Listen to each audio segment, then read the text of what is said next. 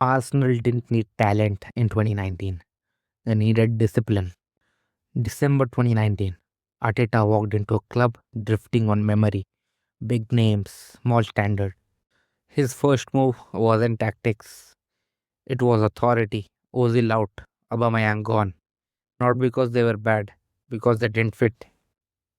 It was now structure over freedom. Every pass rephrased, every zone defined. Arsenal stopped reacting and started controlling. The emphasis was now on profiles over popularity. Odegaard, Saka, Rice, Saliba, Timber, all young, technical, with elite mentality. The result? Elite pressing, set piece dominance, defending like a title team, and attacking like 1-2. Rebuilds aren't loud, they are uncomfortable. Arsenal didn't rise overnight, they were engineered.